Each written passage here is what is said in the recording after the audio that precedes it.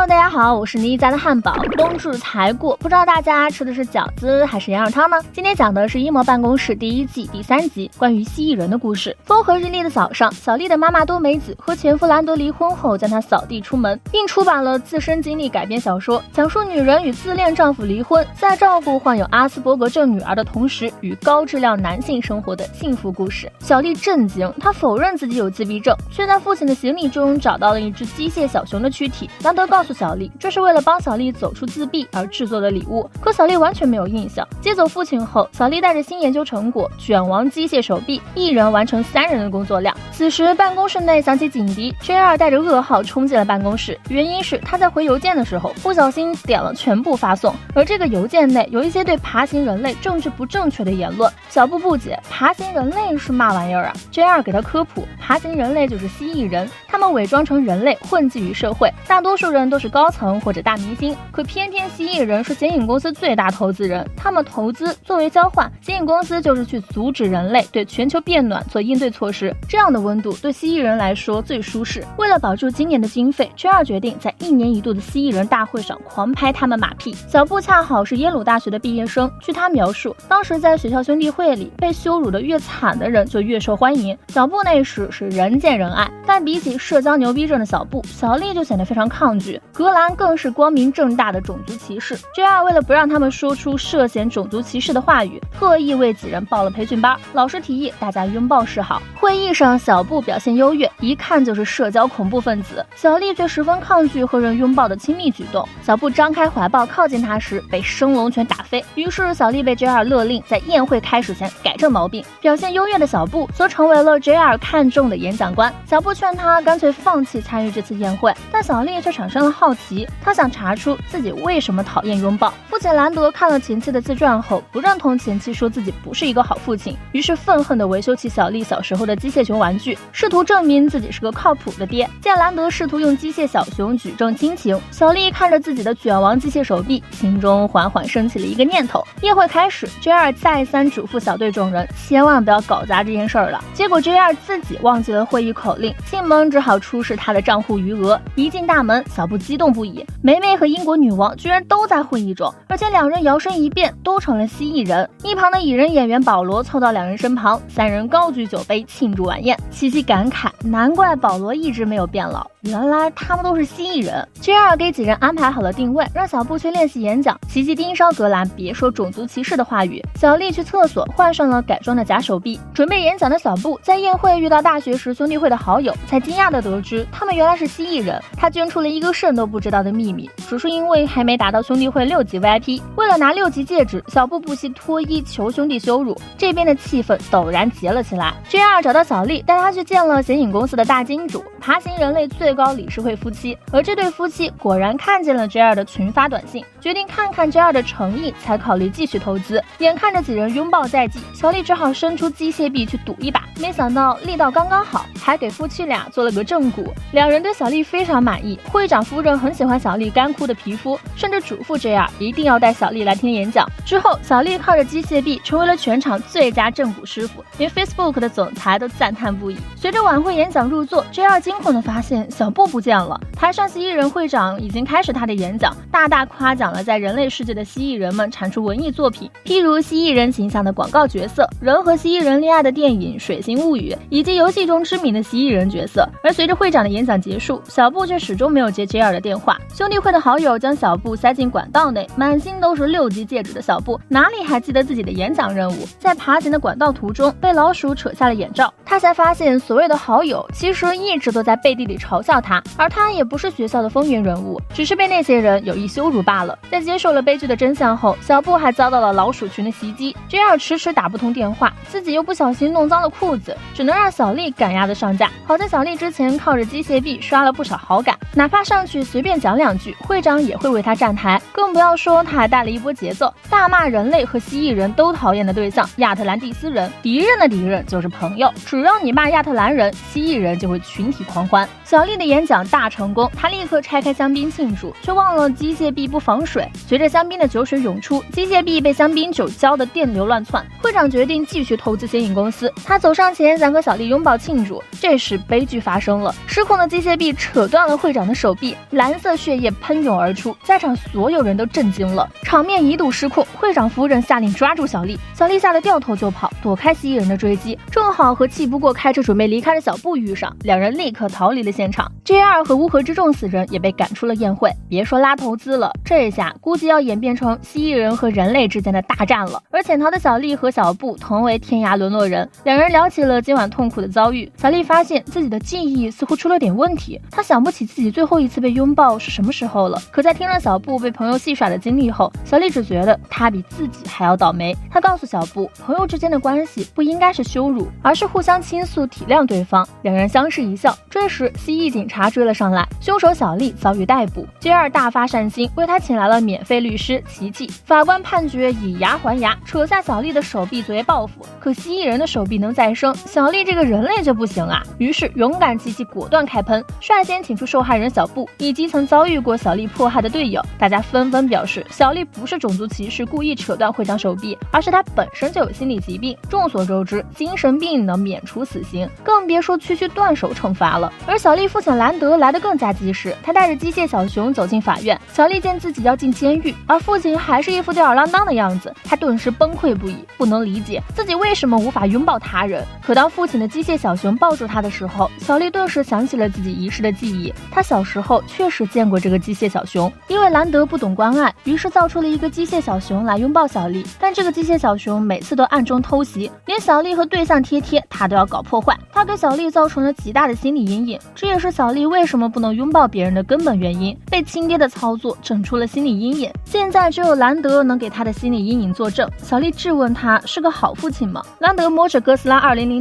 发誓自己是个好父亲。但除了基因和家，兰德研究出了机械熊，也只给了小丽严重的心理阴影。法庭上的蜥蜴人大为震撼，如此塑料的父女情真是世间罕有。小丽失望，因为她这个毛病可能一辈子都好不了了。兰德只好走下来和她拥抱，小丽不习惯，给了兰德一拳头。法官见事实真是如此，于是敲定惩罚小丽的方案是让所有蜥蜴人去拥抱小丽。看起来是皆大欢喜，但抱着抱着，这群蜥蜴人们就不对劲儿了，他们居然在聚众瑟瑟。小布见前兄弟会好友扑了进去，自己也险些冲进蜥蜴人群，但他立即反应过来，自己才不要为了合群和100多号人聚众瑟瑟。而逃出蜥蜴人的小丽则将自己的机械手臂赠予了蜥蜴会长，方便他的手臂再生之前的备用。于是蜥蜴会长很满意，再次和 JR 签订了合同，哪怕撕上了法庭，但生意还是生意。兰德坐着小熊邀请小丽搭顺风车，小丽表示自己是在容忍兰德，兰德何尝不是呢？家庭关系不一定是爱，更多的是一种容忍包容，人无完人，能接受你差劲儿的一面，并帮助你改善缺点，这才是家庭存在的意义。小布的交友经历也是如此，为合群什么事情都做得出来。兄弟会姐妹会是国外校内的交友组织，一般入会需要完成一些任务，不少这种组织的任务都玩得比较大，可总有人一头扎进去，并不一定是想交友，仅仅只是为了合群，最后却成了他人眼里的笑话。好在最后小布想开了，比起强行合群，还是要先合自己的心意。本期的阴谋论指的是上层社会精英人士都是蜥蜴人的说法，这集蜥蜴人的血液也是蓝色的，象征蓝血贵族。Facebook 总裁扎克伯格也有经典的蜥蜴人论，感兴趣的观众老爷不妨去搜搜看。还是那句老话，图一乐就罢了。那么本期视频就到这里啦，喜欢的小伙伴别忘了点赞、评论、加关注，咱们下期再见，拜拜。